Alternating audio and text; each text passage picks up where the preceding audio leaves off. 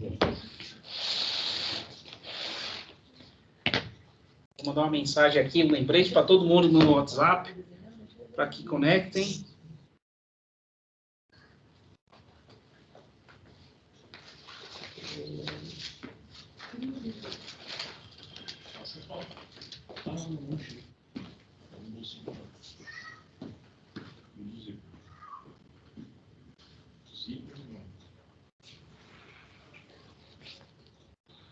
Está aparecendo no computador. Isaías com probleminha para conectar. Deixa eu ver aqui.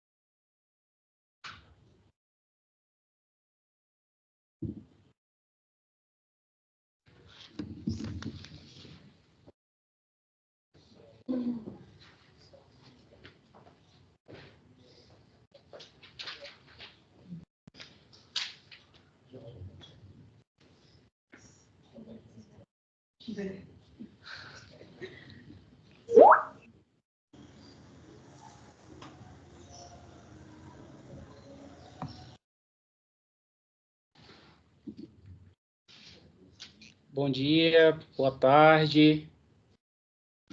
Bom dia, boa tarde a todos. Bom dia. Isso. O pessoal está conectando devagarzinho. Tem algumas pessoas entrando. O Isaías está entrando agora. Peço só 2 minutinhos para a gente dar início à palestra de hoje, tá?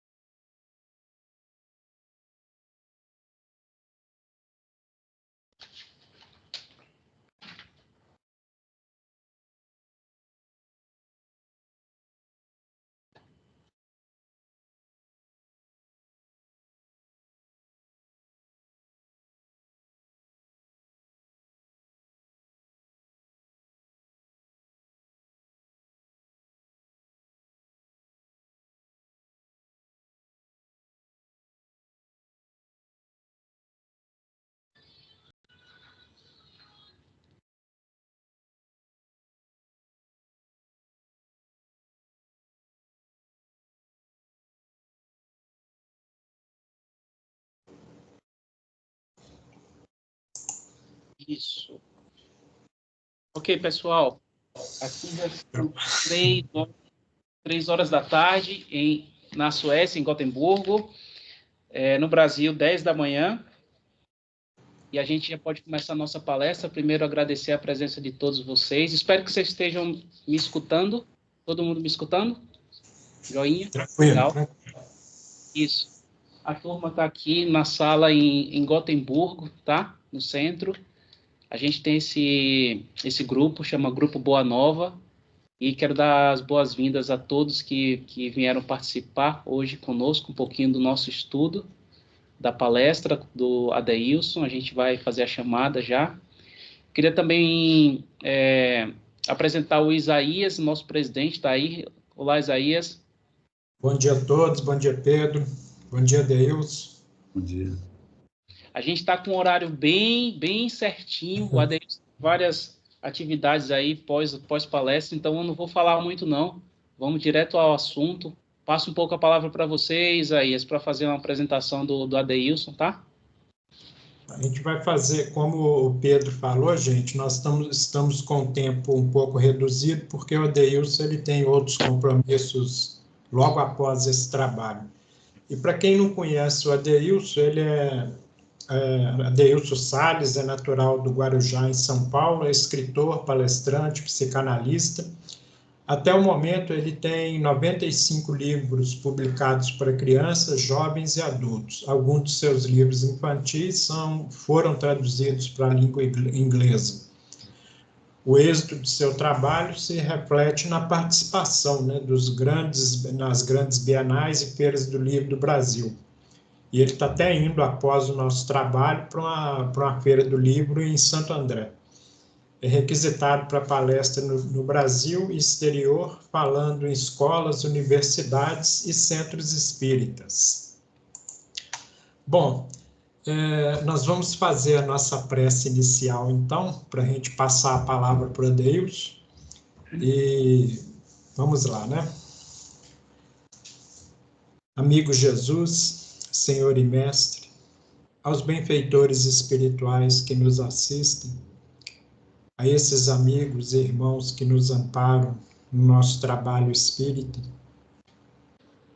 pedimos, Senhor, em Teu nome, que o nosso trabalho possa ser coroado de êxito, de boas informações, boas diretrizes para as nossas lutas diárias. Que os amigos espirituais possam bem inspirar o nosso amigo Adeilson, para que ele possa falar com desenvoltura, tranquilo, nos passando a mensagem que certamente vai nos trazer boas, seguras e instrutivas informações. Que a vossa paz, a vossa luz de misericórdia e bondade nos ampare e nos proteja a todos.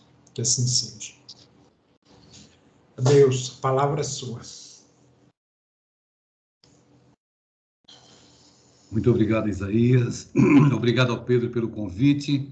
A minha saudação carinhosa a todos os amigos e amigas que estão conosco, partilhando esse momento de troca de informações, de conhecimento, para que a gente possa buscar aí na doutrina espírita direcionamento, conforto, consolo, orientação segura, para que a gente tenha uma vida mais saudável sob o ponto de vista espiritual e também emocional. Quando Pedro fez o convite para que nós pudéssemos estar juntos, eu logo sugeri para ele o tema, que é o título de um livro meu, que se chama Inimigo Íntimo. Inimigo Íntimo. Eu lancei esse livro, estou até com um aqui pertinho, eu lancei esse livro na Bienal de São Paulo e ele se tornou um dos meus livros que mais vende, porque dentro o conteúdo desse livro fala acerca dos monstrinhos que nós damos rações diariamente para eles, fala dos inimigos que nós cultivamos e fala também da nossa dificuldade em conviver conosco mesmo. Eu costumo dizer, tanto em palestras quanto para os pacientes que eu atendo como psicanalista, que as pessoas passam a maior parte do tempo dizendo sim para o mundo e não para elas mesmas. E quando nós temos como conduta de vida atender apenas às demandas do mundo ou procurar se adequar aos modelos de felicidade que o mundo vende, a chance de nós resvalarmos num processo de adoecimento emocional e, consequentemente, espiritual, né? É importante dizer que onde existe adoecimento emocional, tem adoecimento espiritual. Onde tem adoecimento espiritual, tem adoecimento emocional. Essas duas instâncias, elas se confundem. E a gente não consegue delimitar muito bem onde começa uma e onde termina a outra. Então, é evidente que quando nós negamos a nossa essência, negamos quem somos efetivamente, né? Porque a gente tenta viver um modelo, uma proposta, ir atrás de um arquétipo, né? Que é um modelo. que o mundo está vendendo e a gente acaba resvalando num processo de fragmentação psíquica, de enfraquecimento da nossa personalidade. Nesse livro, Inimigo Íntimo, né, tem uma frase, inclusive esse livro você pode encontrar na Amazon, até em formato e-book, né? Nesse livro, Inimigo Íntimo, tem uma frase que, nas palestras que eu faço, eu costumo proferir essa frase, que as pessoas acham muito interessante e nos ajuda a estabelecer uma estrada aqui para passar com as nossas ideias e os nossos argumentos. A frase é a seguinte: o cúmulo da rebeldia é você morar sozinho e querer fugir de casa. Vou repetir. O cúmulo da rebeldia é você morar sozinho e querer fugir de casa. Quando eu falo de não querer ficar em sua própria companhia, ser rebelde a ponto de morar sozinho e querer fugir de casa, eu não me refiro à casa de alvenaria, a construção arquitetônica que nos protege das intempéries do tempo, das intempéries climáticas, né? Ainda mais hoje em dia. Eu me refiro à casa interior, à casa íntima. Então vejam que interessante, o homem hoje, ele com a tecnologia, inclusive a gente tem que fazer até uma vibração positiva para quem criou essa tecnologia que nos permite essa conexão. Vocês estão no continente europeu, eu estou aqui na América do Sul, no Brasil, e a gente está podendo interagir, né, trocar informações. Eu tenho uma filha que mora em Berlim, na Alemanha. No ano que vem vou passar uns dias com ela. E todo domingo a gente se fala através desse aparelho. Faz 5 anos que eu não abraço a minha filha, não aperto aquelas carnes dela e não dou uns beijos nela, uns beijos estalados, assim, amorosos. Mas a tecnologia tem amenizado a saudade que vai no meu coração. Essa mesma tecnologia, na área da ciência espacial, faz com que o homem sonhe em saltar para a estratosfera. Isso ele já faz hoje. Mas ele deseja saltar para a estratosfera a fim de criar uma base na Lua e, a partir da base da Lua, começar também a explorar outros planetas. Esse mesmo homem que salta para a estratosfera e quer colonizar a Lua, ele também mergulha nas regiões abissais dos oceanos, nos abismos abissais, e com aparelhos eletrônicos, já que o corpo humano não sucumbiria à pressão da água no fundo do mar, ele consegue sondar o que existe na intimidade do oceano. Veja como a tecnologia é arrebatadora. Esse mesmo homem, ele se debruça sob um microscópio e consegue encontrar em 2 anos a cura para uma pandemia. Todavia, esse homem que é capaz de produzir maravilhas, ele tem dificuldade de estar sentado no sofá, olhar para o filho e dizer para ele que o ama.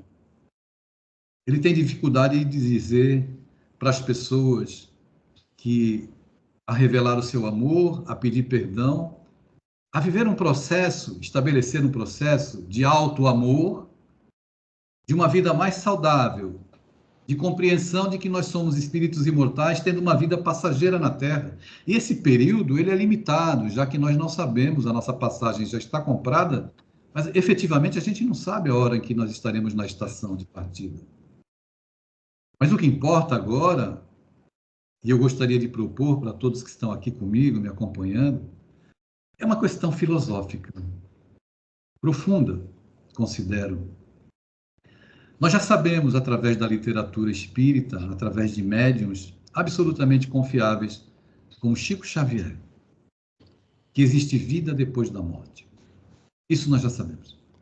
Mas a pergunta que se impõe nesse momento, e que a gente deve refletir, é se existe vida antes da morte. Então, essa pergunta eu estou direcionando para todos que estão aqui, presentes virtualmente, né? Distantes fisicamente de mim, que estão em Gotemburgo, aqueles que podem estar em outras localidades, eu não sei, aqueles que estão nos assistindo, aqueles que poderão nos assistir depois. Você tem vida antes da morte? Se você tem vida antes da morte, que tipo de vida você tem? Essa vida em que você acredita que amar é se autoanular? porque você não consegue lidar com as suas incompletudes, com as suas angústias emocionais. E a partir disso, você mergulha num processo de fragmentação de si mesmo, sendo tudo o que os outros querem e ficando muito distante daquilo que você tem como ideal para si mesmo. Você tem vida antes da morte, ou você é daquelas pessoas que entende que está vivendo um processo amoroso, mas esse processo de amor é um processo de servidão e de escravidão, já que você afirma, eu te amo e dependo de você. E todo tipo de dependência, né, todo tipo de excesso esconde uma falta. E essa falta nós vamos poder compreender olhando para o nosso interior e observando o que realmente está faltando no nosso coração e a maneira como nós estamos encarando a vida. Você tem vida antes da morte ou você vai, daqui a pouco, se deparar com a inexorabilidade do tempo? E quando você chegar numa idade como a minha, por exemplo, você vai se perguntar assim, nossa, eu tenho mais passado do que futuro. Como foi que eu construí a minha caminhada até aqui?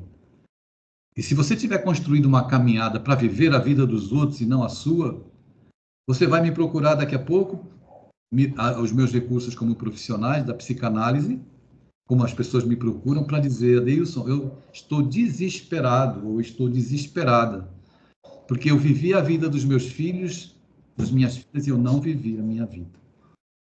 Então, veja, nessa nossa introdução desse tema, inimigo íntimo, estou fazendo provocações e convidando a todos a pensar, porque é bom que a gente frise, deixe claro, que o Espiritismo veio nos ensinar a pensar, não o que pensar.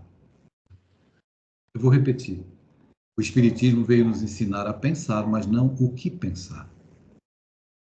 O Espiritismo é uma proposta de educação para pessoas que desejem se tornar livres pensadores e, consequentemente, assumirem as suas existências, compreendendo que, evidentemente, nós não fazemos nada sozinhos.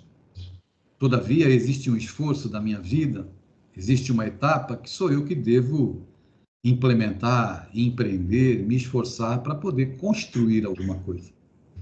Isso vai me trazer uma emancipação espiritual, vai me emancipar como ser emocional, fazendo com que eu abandone as muletas psicológicas e as bengalas, fazendo com que eu pare de terceirizar as minhas lágrimas sobre a vida do outro, responsabilizando as pessoas como se eu fosse uma vítima inocente e não tivesse o mínimo de responsabilidade com as escolhas que faço. Então é evidente que o inimigo íntimo é um sentimento, um pensamento que eu insisto em acalentar e cultivar na intimidade da minha alma ou do meu campo mental. Né? Nós não podemos reclamar se nós deixamos as portas e as janelas da nossa casa mental aberta e as pessoas entram como uma ventania e desarrumam tudo, porque somos nós que deixamos as portas abertas e as janelas. Então é evidente que tudo na vida implica em responsabilidade. E cá para nós somos ainda muito infantis, espiritualmente, emocionalmente, e temos dificuldade em assumir as nossas responsabilidades. Como foi que eu desenvolvi a ideia desse livro Inimigo Íntimo e que me permitiu estar aqui e realizar muitas palestras com essa temática? Eu fiz uma analogia entre um processo hoje que é muito comum em todas as pessoas, infelizmente em crianças e adolescentes, né, que é a ansiedade. A Organização Mundial da Saúde, todos os anos, precisa criar novos CIDs, novos códigos de enfermidades psíquicas, porque a gama de adoecimento, sob os mais variados aspectos, se dá de maneira contundente e avassaladora. Eu me recordo que em 2019, a Organização Mundial da Saúde asseverava que até 2020 a depressão seria a doença mais incapacitante do planeta. Nós estamos em 2024 e, infelizmente, em 2020, esse prognóstico se confirmou e a depressão acabou se tornando a doença mais incapacitante do planeta. As pessoas adoecem por causa do estilo de vida, do modelo de vida. Se arrojam e se entregam, ou seja, dizem sim para tudo que o mundo vende e não para si mesmas. Trabalham naquilo que não gostam, mantêm relacionamentos adoecidos e tóxicos, porque querem estar dentro de um padrão que possa reverberar a ideia de que nós temos uma vida normal e padronizada. Eu me recordo do professor Hermógenes, o maior Hatha Yoga do Brasil, que ele dizia assim: Deus me livre de ser normal. Porque ele afirmava que existe uma doença chamada normose, em que as pessoas querem parecer normais, negam as suas dicotomias, as suas ambiguidades e têm extrema dificuldade em aceitar a própria humanidade que nos caracteriza. Então, eu preciso mostrar um padrão de felicidade, que absolutamente eu não vivo intimamente, mas eu preciso mostrar que eu sou feliz. Eu não posso chorar, porque se eu chorar, eu vou me revelar uma criatura muito fraca, muito pusilânime. E isso tem a ver, meus amigos e amigas, com alguns paradigmas que precisam ser quebrados, principalmente na área da educação. Então, veja, quando você encontra um adulto chorando, você consola. Ô, meu amigo, isso vai passar. Minha amiga, amanhã vai ser outro dia, etc, etc. Quando você encontra uma criança chorando, você oprime. Para de chorar, isso é bobagem. Nós tratamos de maneira depreciativa o sofrimento da criança, que é um sofrimento específico da criança. A criança tem as suas angústias psicológicas. E nós não consideramos. Eu estou falando para um grupo de adultos entupidos de lágrimas. Pessoas que não puderam expressar as suas emoções na infância. Pessoas que tiveram a sua dor como adolescentes também depreciadas. Consolamos o adulto e desmerecemos a dor da criança. Nós consolamos o adulto e desmerecemos a dor do adolescente, dizendo que aquilo é frescura. Nós crescemos dentro desse paradigma de menos-valia dos nossos sofrimentos emocionais. Isso, de alguma sorte, nos afetou. Afetou quem somos hoje como adultos, afetou a nossa estrutura emocional, a nossa estrutura psicológica e também espiritual. Então, o mais interessante disso tudo é que fizeram isso conosco e nós fazemos isso com os nossos filhos. Nós depreciamos a dor emocional e sofrimento da criança e do adolescente. Você nunca vai encontrar, nem na Suécia, nem no Brasil, ou em qualquer lugar desse planeta, uma criança que acorda pela manhã. O Pedro, que tem filhos pequenos, né? É possível que mais alguém tenha. A sua filha não vai acordar de manhã dizendo que está melancólica, Pedro. Ela não sabe o que é melancolia. Mas não significa que ela não sinta melancolia. É lógico que ela sente. A birra que a criança faz, se joga no chão, grita, ela pode estar pedindo socorro. O que a gente entendemos ser manha pode ser um pedido de socorro, de ajuda, porque ela está se sentindo frágil e com medo porque os pais estão brigando muito. Então, é evidente, esse assunto que nós estamos tratando aqui, ele demandaria muito tempo, não dá para a gente trabalhar tudo. Nem eu tenho essa pretensão, nem presunção. Eu estou trazendo alguns aspectos, abrindo algumas janelas e portas, para que todos que estão aqui conosco nesse momento possam pensar em si mesmos, refletir sobre as próprias relações com os outros, com os pais, não é? Aqueles pais que não deram aquilo que a gente queria, porque eles não tinham capacidade para dar, mas que a gente precisa, de certa forma, desconstruir a nossa visão sobre o modelo do pai e olhar um pouco por detrás do ser humano, que é o pai. A criatura limitada que está pai ou está mãe dentro da nossa conjuntura familiar. A gente precisa olhar além dos modelos, olhar o humano. Por que eu estou fazendo essa fala?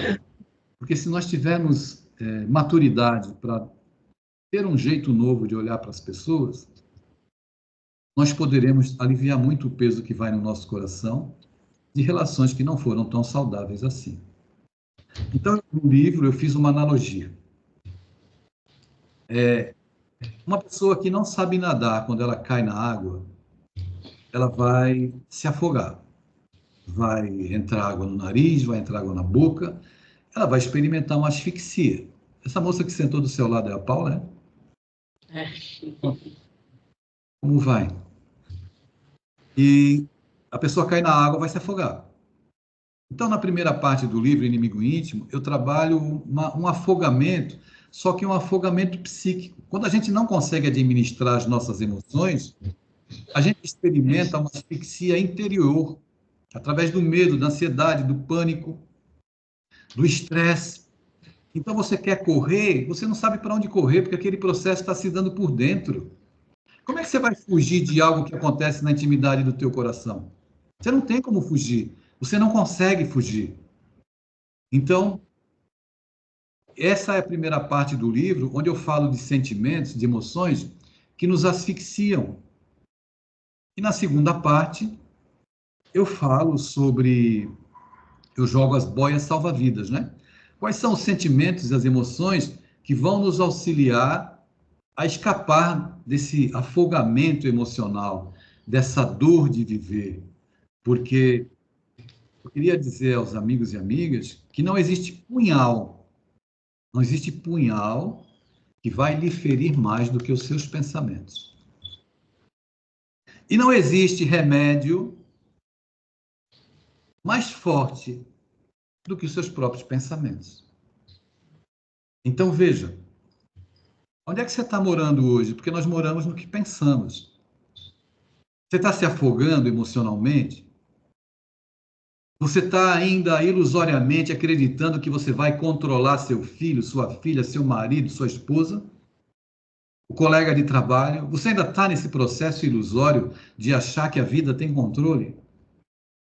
Veja que isso, por si só, é um cárcere mental que nós elegemos para viver e, a partir disso, se torna até uma senzala, onde nós nos tornamos escravizados, presos ao tronco da ignorância.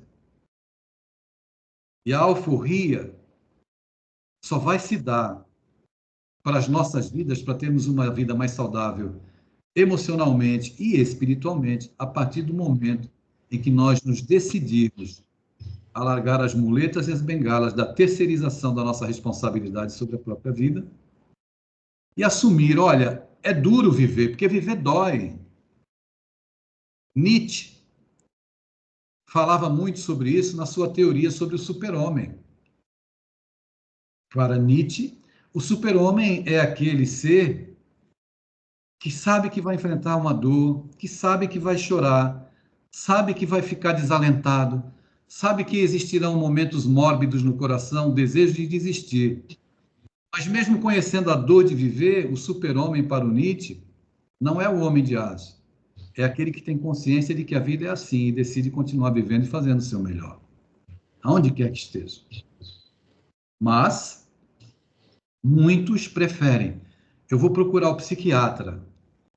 Então, o psiquiatra ele vai me dar um comprimidinho para ajudar a compensar o meu quimismo cerebral, a produção enzimática está descompensada porque eu não consigo lidar com as minhas emoções. Então, eu preciso tomar um comprimido. E é evidente que eu vou tomar um comprimido para compensar a enzima, seja ela qual for, adrenalina, noradrenalina, não importa. Só que eu não estou cuidando da causa, eu estou cuidando do efeito. Eu não consigo lidar com a emoção, eu adoeço, me descompenso no meu quimismo cerebral. Então, eu tomo remédio.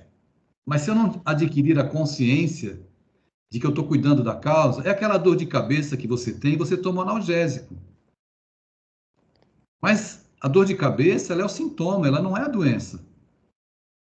Se você só tomar analgésico quando você tiver dor de cabeça, vai chegar um momento em que a dor de cabeça vai ficar constante, você vai ter que ir no médico fazer exames e vai constatar que está com uma doença degenerativa. Então, qual é o sintoma? Quando você dirige seu carro, você está dirigindo na rua, acende aquela luzinha vermelha, você fala, opa, eu tenho que levar o carro na concessionária. Falta 3 quadras para chegar na concessionária, a luzinha vermelha apaga. Aí você diz assim, eu não vou não, já apagou. Eu não vou fazer nada, a dor de cabeça parou. A dor de cabeça é a luzinha vermelha, até que um dia a luzinha vermelha fica acesa direto, até fundir o motor do seu carro, fundir seu coração, através de um AVC ou qualquer outra circunstância. É importante que a gente desperte, meu pessoal, que a gente possa despertar para a nossa realidade de artífices do nosso destino, construtores da nossa existência. É importante que a gente amadureça e largue de lado o desejo de controlar as pessoas, de exigir que elas nos amem como nós queremos, de estabelecer para nós uma conduta que eu acho absolutamente infantil. Definir o filho por uma nota. Tem gente que define filho por nota. Definir o amigo por um erro. Definir a esposa por um deslize. Definir o marido por um engano. Nós definimos as pessoas, criamos um retalho cognitivo, colocamos ela na prateleira do esquecimento, dentro do nosso juízo, como se nós tivéssemos uma capacidade espantosa para julgar alguém.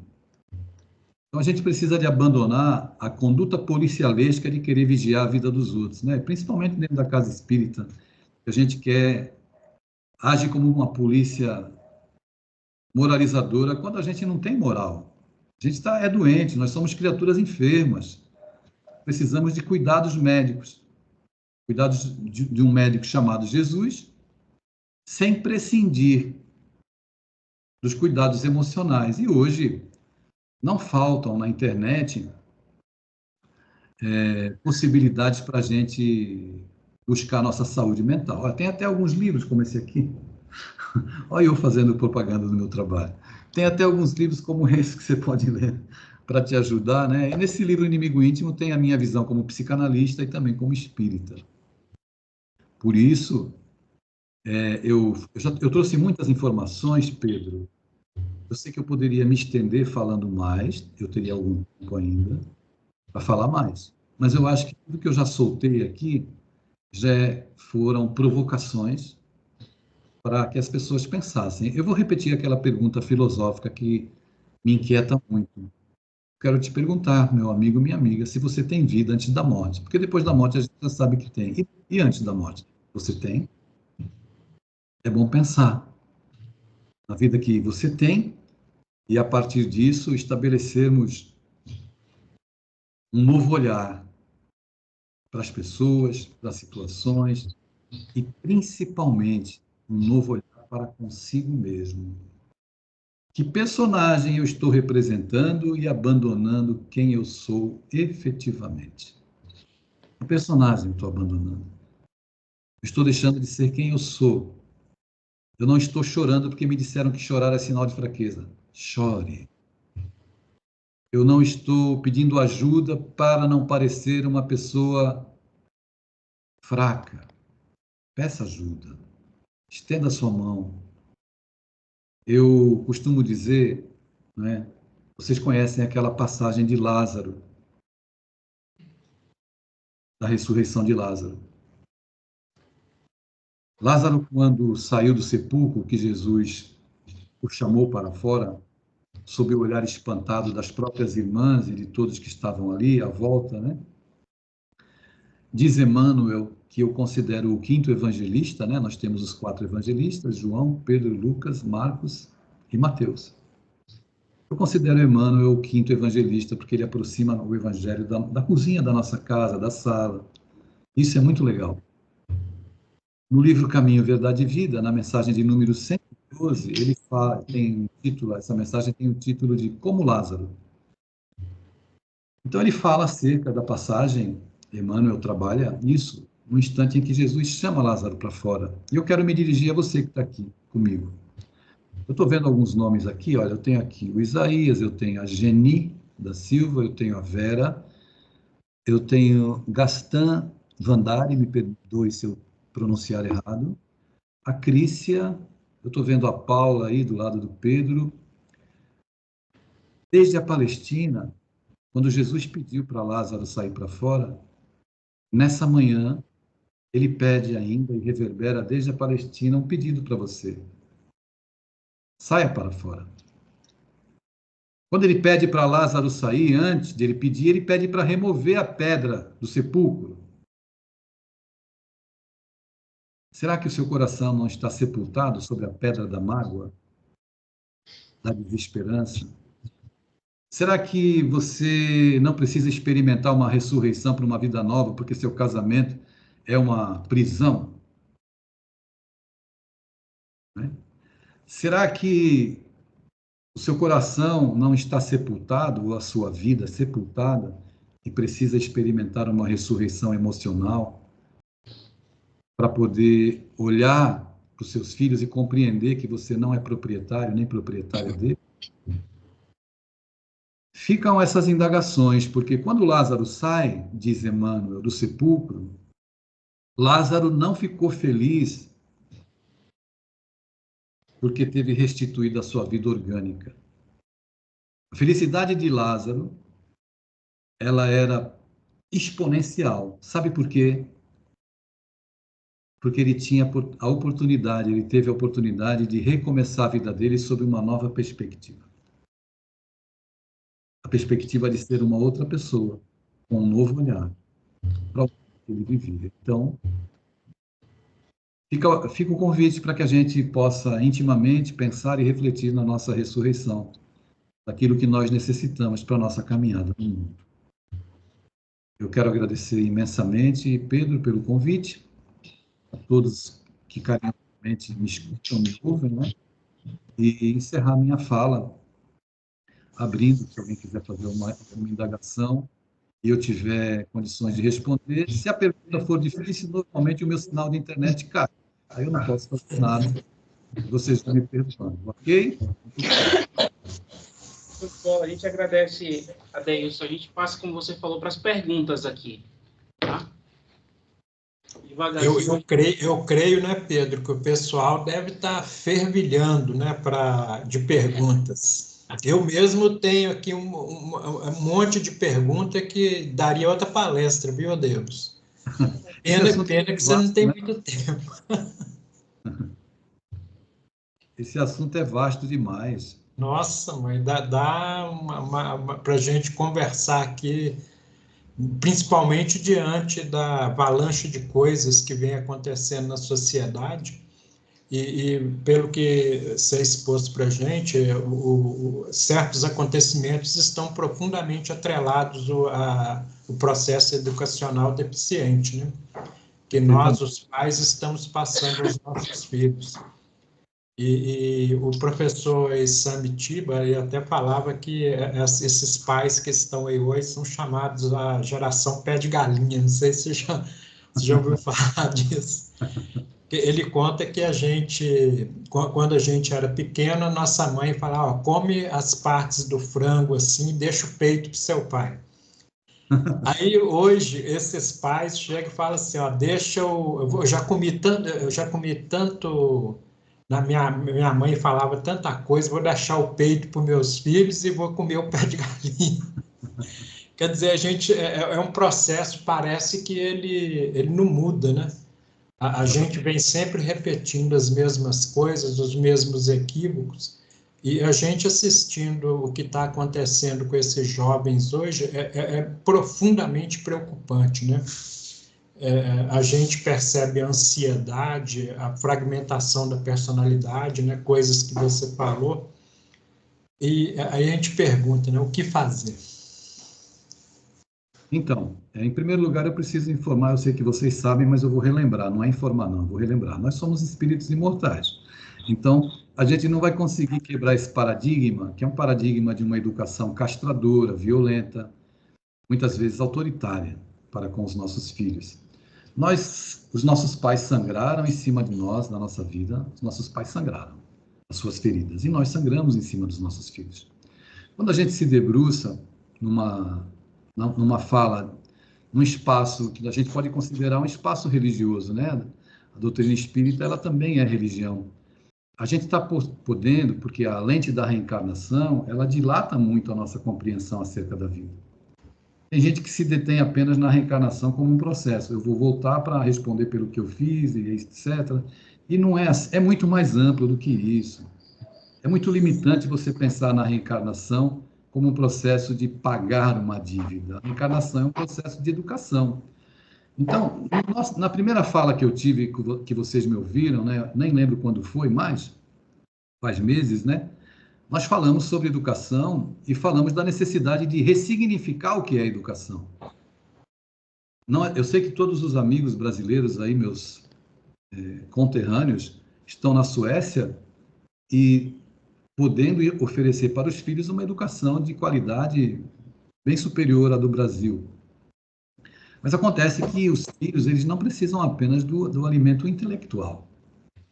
Eles precisam ter valores éticos morais para enfrentar as demandas da vida, né? As lutas que a vida traz. Então, a gente precisa começar a ressignificar por isso, entendendo que, paralelo à formação acadêmica, tem que ter uma formação ética moral, algo que espiritualize. Eu não estou falando de fazer dos nossos filhos religiosos, mas seres humanos que tenham religiosidade.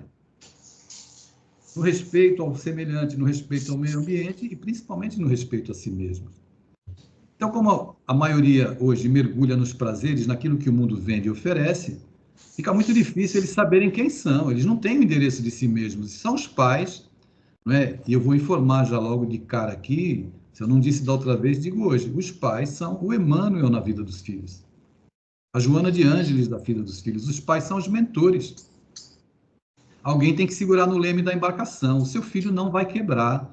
Ele não vai trincar se você colocar limites na vida dele. Limites para redes sociais, limites para estar com o celular. Tem que ter hora para ler, tem que ter hora para ficar nas redes sociais, tem que ter hora para jogar bola, para fazer atividade física. Mas existe uma permissividade, e essa permissividade ela contribui para a perda de valores que são muito importantes para o desenvolvimento saudável, desenvolvimento psicológico saudável. Então, os adolescentes crescem, as crianças crescem acreditando que os desejos são direitos adquiridos. Isso é péssimo, né?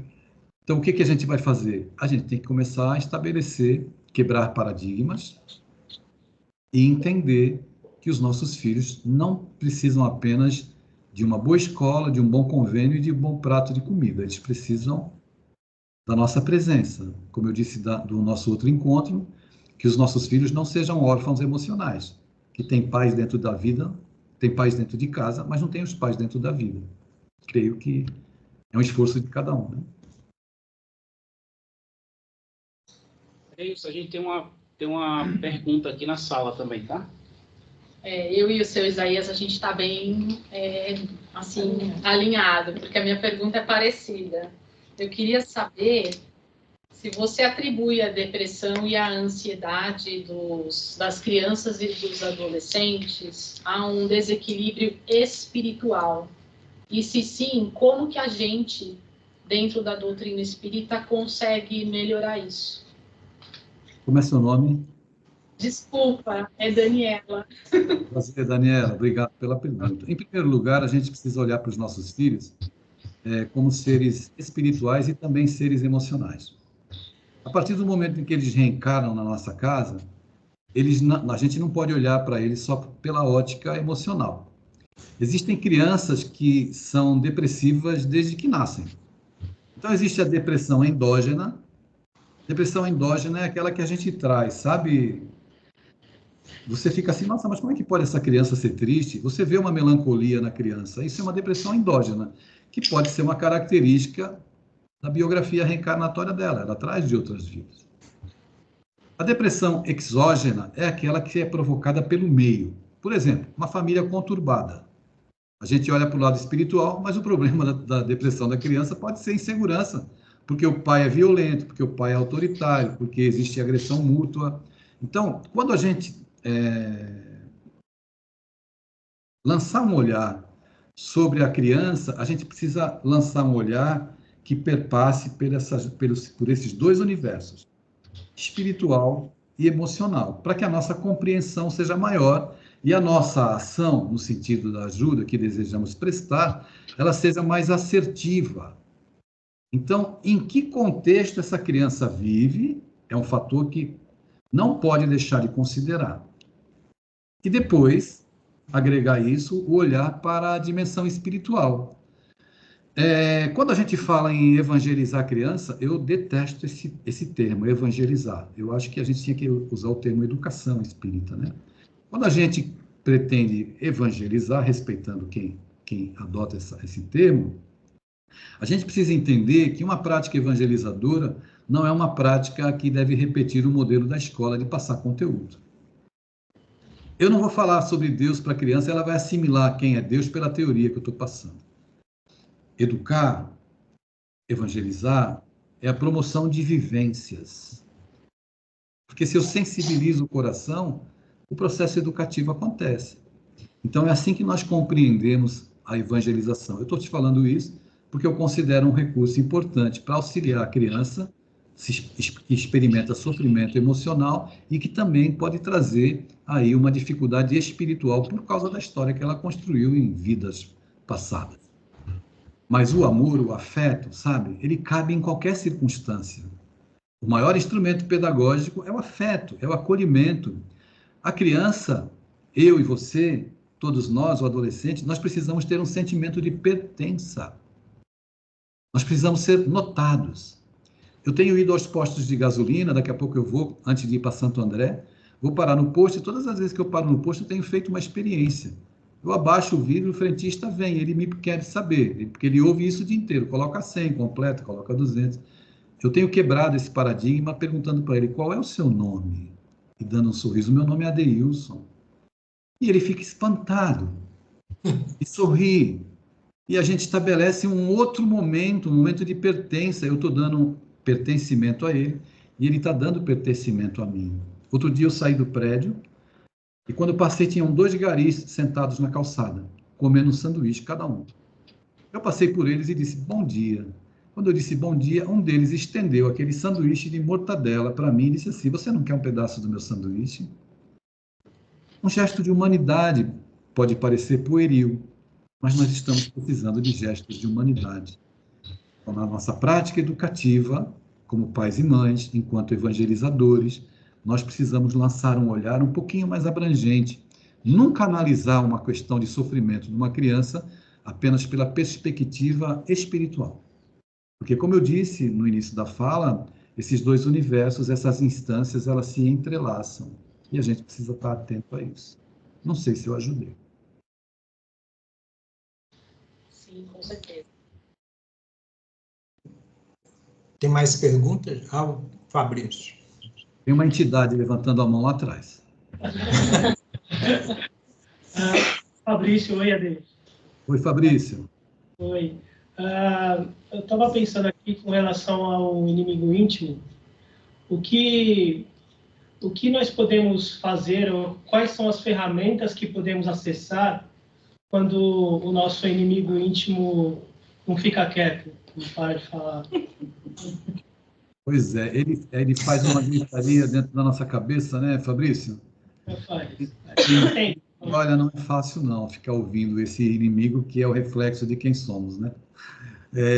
Fabrício, eu tenho proposto às pessoas que eu trato como psicanalista, nas palestras que eu faço pelo Brasil, eu digo para as pessoas assim, se eu quero, Fabrício, experimentar uma vida com algumas práticas novas, eu tenho que ter atitudes novas. O que eu vou te dizer é tão pueril, mas de um significado tão grande que as pessoas não valorizam. Acho que eu disse isso da última vez que eu falei com vocês. Olha, à meia-noite de hoje, Fabrício, meia-noite, o Senhor da vida vai depositar 86.400 segundos na tua conta, para tu gastar. Deus vai depositar na conta da tua existência, Fabrício, 86.400 segundos, 24 horas. Assim, é teu crédito. Então, que tal amanhã, Fabrício, quando alguma angústia vier te visitar, às 9 horas da manhã, dos 86.400 segundos que a divindade está te concedendo, você pegar 180 segundos, 3 minutos, para colocar uma vírgula na tua angústia, na tua inquietação, para fazer uma prece, para ler uma mensagem, para ouvir uma música, para se afastar daquela situação que porventura esteja te angustiando. 3 minutos, Fabrício. Precisa fazer pausas na vida, Fabrício. Se você para tomar um café, você para tomar água, para alimentar teu espírito também. 180 segundos. Você recebeu 86.400. Você pode fazer 2 pausas de manhã, uma às 9 e outra às 11, ou meio-dia, não importa. Você pode fazer 1 ou 2 pausas à tarde. 180 segundos em cada uma. A gente perde quanto tempo se fica no celular? Será que não valeria a pena nós... Não precisa abandonar o celular, mas dividir esse tempo com os cuidados da sua alma, porque permanecer no celular talvez seja dar eco à voz desse inimigo íntimo que continua gritando dentro do coração, da minha cabeça, me desacomodando, fazendo com que eu experimente sofrimentos atrozes. Então, as mudanças comportamentais, a vivência de um estado saudável, seja no âmbito espiritual ou emocional, ela depende de novas atitudes. Não que você se santifique. Quem entende que é preciso se santificar, quem faz da reforma íntima uma tortura íntima, está precisando refletir novamente sobre a sua compreensão. Nós precisamos, Fabrício, nos humanizar. Quanto mais humanizados, mais espiritualizados. Essa ideia de que eu preciso combater tudo que existe em mim, sem ter uma percepção clara de quem eu sou, lança mais confusão, me asfixia mais e potencializa a voz desse inimigo íntimo que me inquieta. Portanto, hábitos novos. 9 da manhã, deixa eu colocar uma vírgula aqui na angústia, o dia não começou muito bem, eu vou ali no cantinho fazer uma prece. Vou lá no banheiro, eu sento lá na privada e faço uma oração. Respiro fundo, olho para mim, cuido de mim, porque é isso que é necessário a gente fazer para ir aplacando os gritos de remorsos, de culpas, de tendências. Somos seres humanos, Fabrício. Aqui não tem ninguém na condição de elevação ética moral melhor do que o outro. Somos amigos, irmãos de caminhada e precisamos só entender. Quanto mais você for humanizado dentro desse grupo que você está aí agora, quanto mais humano você for com essas pessoas, mais saudável você vai ser. Adeilson, nesse mesmo sentido, e com as crianças? Essa é uma técnica que você passou aí, uma ajuda para nós adultos, que a gente pode pausar, né, fazer. E com as crianças, como a gente percebe que elas estão nesse estado que o inimigo íntimo está afetando o seu dia a dia? E nós, como pais, como a gente pode melhor ajudar nossos filhos? Bem, não dá tempo, é muita coisa, minha gente, para falar, não dá tempo. É como se eu puxasse um fiozinho assim, olha, aí bicho pega. A gente precisa considerar algumas coisas. O pai e a mãe que tem filho adolescente. Você começa a brigar com seu filho, dali 5 minutos, ninguém sabe mais quem é o adolescente. É mesmo. Nós precisamos considerar um aspecto muito importante, que é a mediunidade. Lá no livro dos médiuns, Allan Kardec escreveu assim, no capítulo 14, item 149. Todo aquele que sente em um grau qualquer, é por isso mesmo, médium. Ele não disse assim, não disse, como eu vou dizer agora. Todo aquele que sente em um grau qualquer, a partir dos 18 anos, é por isso mesmo médium. Não é a partir dos 18, nem a partir dos 21. A mediunidade é uma condição orgânica. A criança, até 7, 8 anos de idade, ela ainda está no processo de completar a sua reencarnação. Então, evidentemente que a criança está com um pé lá e outro cá. E isso significa que ela é muito mais sensível. Ela tem uma percepção muito maior das duas dimensões. Ela não consegue explicar e não consegue entender. Ela consegue brincar dentro do seu universo cognitivo, com um amigo imaginário, sentindo energias, vibrações, etc, etc. A fase da infância, Pedro, é a fase mais fértil para você passar valores novos para a criança e também para você traumatizar a criança. Isso é grave. Então, a maneira como os pais se relacionam dentro do ambiente, e não adianta, eu disse isso da outra vez, ir para o quarto brigar escondido, porque a criança já percebeu a hostilidade antes dos pais irem para o quarto. Porque ela é muito sensitiva, ela capta tudo. Então, é evidente A sugestão que eu daria é que, quando você estiver com as suas crianças, tenha tempo de qualidade com elas, esteja presente efetivamente. E se permita ir ao universo delas. Quando você quer educar trazendo a criança para o teu olhar, para a tua compreensão de mundo, você está cometendo um erro grave. Porque a capacidade dela de compreensão não vai até o seu mundo. Se fosse fácil, Jesus viria à Terra, levaria todos nós lá para o mundo superior, para que a gente olhasse. Olha aqui o mundo superior.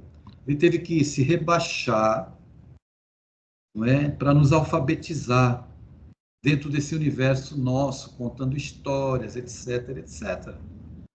Nós não tínhamos capacidade de ouvir uma linguagem. Você não pega uma criança que você vai alfabetizar e ensina álgebra para ela.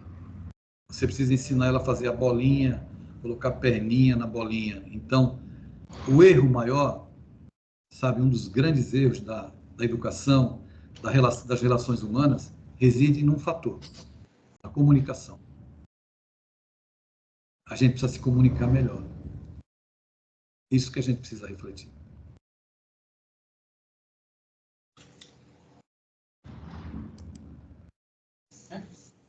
Tem mais uma pergunta aqui, estamos já perto de finalizar. Tem uma pessoa aqui querendo perguntar. Oi, Adair. Oi, como vai? Tudo bem? Muito tempo, né? Um grande abraço. E obrigada por tudo, por esse momento de aprendizado.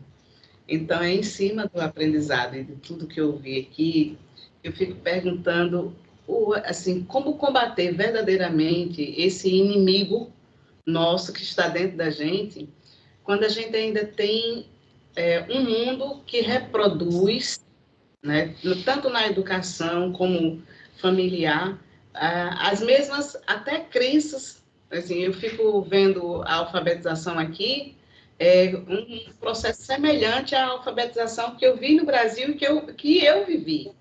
Né? Então, assim, como combater esse inimigo dentro da gente no mundo capitalista como está?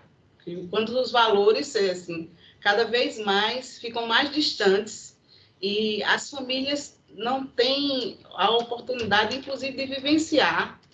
Parece mentira, mas muitas pessoas que estão aqui, eu acho que na minha fase de 60 anos, que viveu um momento em que a gente era muito cobrado, tinha um processo de avaliação. Hoje também esse processo, ele só aumentou. Para mim, ele só aumentou. Então, como inimigo que somos nós mesmos, nossos inimigos, como a gente faz para a gente poder viver nesse mundo capitalista e que assim, não, vamos dizer, não, só aumentou. Ele está pior a cada dia, pior. Assim, quanto mais tecnologia, mais distante o ser humano está um do outro. Então, são muitas as frentes e as coisas que eu poderia te falar aqui. E o nosso tempo não vai nos permitir. Mas eu queria te fazer uma colocação que esses sentimentos, né, que nos angustiam, eles vão sendo potencializados, né? Eu chamei de inimigo íntimo, mas são esses sentimentos, essa dificuldade que a gente tem em administrar aquilo que a gente é com o que o mundo propõe que nós sejamos. Aquilo que o mundo vende e aquilo que eu quero comprar. Então, é evidente que, quando você faz essa colocação, parece que a gente não tem escolha. E nós temos escolha. E a escolha está na mudança do nosso olhar com relação ao mundo. Eu tenho que trabalhar, eu vou trabalhar. Não é? Mas até que ponto trabalhar e trazer o sustento para minha casa me obriga a dizer para os meus filhos que eles só podem ser felizes se eles tiverem um diploma acadêmico? Isso é uma prática que a maioria das pessoas tem. O fato dos nossos filhos estudarem em Harvard não garante que eles sejam felizes e não os isenta nem os protege de ter um sentimento de autodestruição, de suicídio. É a construção de valores, e aqui eu estou falando de valores humanos, eu não estou falando de santidade, eu não estou falando daquilo que a religião também, os religiosos, de uma maneira distorcida, acabam passando a ideia. Tudo tem que ser demonizado. Não é? A gente se evangeliza do umbigo para cima. Demoniza o sexo, demoniza tudo. A gente não sabe lidar com as emoções, não educa os nossos desejos, e aí a gente demoniza. Então, é mais fácil demonizar do que passar pelo processo educativo. Da mesma forma que eu demonizo o capitalismo e me permito experimentar um gozo nas minhas conquistas capitalistas. Vamos deixar claro, nada contra conforto, nada contra dinheiro, nada contra nenhuma dessas coisas que fazem parte do mundo e a gente tem que saber viver. Acontece que a gente se atira sempre aos excessos. Na psicanálise, a gente costuma dizer que todo excesso esconde uma falta. Todo excesso esconde uma falta. Quando eu busco demais o que está fora de mim, é porque está faltando. Quando eu me entrego demais para os outros e fico aceitando migalhas e restos de afeto, significa que eu estou sinalizando, olha, por favor, goste de mim. Olha, eu sou tão bonzinho. A gente tem essa síndrome de que tem que ser bonzinho. E quem é bonzinho é tonto, normalmente. Nós temos que procurar ser justos, mas entender que o mundo não pode me sequestrar. Eu vou dar um exemplo dentro do Evangelho. Jesus pede água em 2 momentos no Evangelho. Posso continuar? Posso? Pode ir. Jesus pede água em 2 momentos no Evangelho. Ele pede água, primeiramente, à beira do poço de Jacó para a mulher samaritana. Ele diz à mulher, mulher, dá-me de beber. E ela fica espantada, como é que ele, sendo judeu, se dirige a ela? Nós ficamos muitas vezes espantados na nossa vida, achando que nós não temos direito a ser filhos de Deus, achando que as nossas frustrações, as nossas tendências, meu Deus, que ninguém saiba o que eu estou fazendo. Eu sou humano. Então, ninguém está à revelia do amor de Deus. Quando ele pede água para ela se espanta, né? Porque Jesus está pedindo água, na verdade, ele está oferecendo água. Não é para ela, não, é para você e para mim hoje, em 2024, no dia 4 de maio. E continua oferecendo água. Olha, se tu beberes da água que eu tenho para te oferecer, tu jamais vais ter sede. Agora, o capitalismo, a vida moderna, também dá água para nós. Só que é água salgada. A água do consumismo, do materialismo. Quanto mais você bebe, mais sede você tem. E a água proposta por ele é a água que dá saciedade. É que você renegue as coisas do mundo? Não, que você se eduque. Está claro no livro dos Espíritos. Atenção, isto é uma gravação. Está claro no livro dos Espíritos. Allan Kardec indaga aos imortais como é que você encontra a felicidade na Terra material? Qual é a felicidade que você encontra no mundo aqui físico? E os imortais respondem, a felicidade nesse mundo é a posse do necessário. É mole ou quer mais? A felicidade nesse mundo é a posse do necessário. Qual é o necessário para cada um? Tem gente que o necessário são 20 pares de sapatos. E a felicidade moral? Já que ele perguntou sobre a felicidade desse mundo, e depois ele pergunta sobre a felicidade moral. Felicidade nesse mundo material, a posse do necessário. Felicidade do mundo moral, a paz de consciência. Então, cada um deve se indagar, né? O que é necessário para mim e o que eu possuo? Isso nos desacomoda. Então, o inimigo íntimo pode ser o orgulho, a vaidade que a gente potencializa, que está lá em germe, mas eu alimento porque eu não tenho saciedade, que eu continuo bebendo a água salgada da ilusão e não me predisponho a beber a água da renúncia para me relacionar melhor, a deixar de lado o meu orgulho, etc, etc, etc.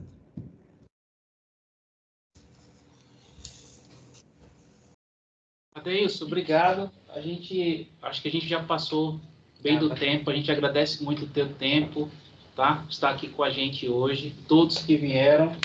A gente vai passando para a prece final. Se você puder nos agraciar com a prece final, a gente finalizando o dia. Lembrando que, para quem está aqui na sala presente, a gente tem uma água solidificada, a gente vai ter também um cafezinho mais tarde. Pena que quem está online não vai poder participar do cafezinho aqui, viu? Mas essa é a nossa tristeza. Eu acho esse café que você falou agora, primeiro, uma falta de respeito você falar isso para mim. Segundo, eu acho que isso é uma prática de bullying. Isso aí é tentando conquistar para que vocês venham aqui, presencial. Já vi algumas fotos, viu, Deus? Que café, viu? Não quero nem... Eu vou fazer a prece, porque senão o inimigo íntimo vai saltar aqui e começar a falar. Eu vou tentar, o ano que vem, a gente vai falando, eu tenho uma ida à Europa, quem sabe a gente consegue conciliar aí uma logística para que eu passe aí pela Suécia. Tá bom? Eu tomo esse café presencialmente com vocês. Vamos manter o contato, sim. Obrigado pelo carinho, pela oportunidade de ser útil que vocês me concederam. A gente que agradece a isso. A gente agradece ao Senhor da vida, à espiritualidade, para que nós possamos nos esvaziar das nossas verdades, nos esvaziar da nossa presunção, para, na primeira fala de Jesus no Sermão do Monte, quando ele diz, bem-aventurados os humildes, essa primeira fala que inicia as bem-aventuranças, ela nos remete à humildade de espírito, que é nos esvaziarmos de verdades e dos nossos desejos, para que a taça do nosso coração possa se encher de luz, de sabedoria espiritual. Te agradecemos, Senhor, por esse encontro, por esses corações amigos, te pedindo que tu possas estender a tua mão amorosa sobre todos nós e nos abençoar hoje e sempre. Assim seja. Deus, muito obrigado, viu, por você ter nos falado, né, que Jesus e os bons espíritos possam continuar te inspirando, né, te conduzindo para que você possa repassar a todos nós sua sabedoria e seu conhecimento. A gente agradece a todos, né, e agradece o pessoal que está aí presencial e a turma também que está online. Quer falar alguma coisa aí, Pedrão? Não, acho que é isso. Muito obrigado a todos que participaram, né? Sem vocês, a gente não conseguiria estar aqui também. Então, vamos fazer disso um momento constante. Até logo, até isso volta aí para a gente. Vamos ter outros palestrantes também, vai ser super legal. Tá? O ano que vem, se Deus quiser, está aí presencial. Tchau, tchau, pessoal. Boa tarde, bom final de semana. Obrigado. Tchau, pessoal. Boa tarde. Obrigado por todos. Tchau, tchau, Geni. Tchau, tchau, amigos. Tchau, Geni.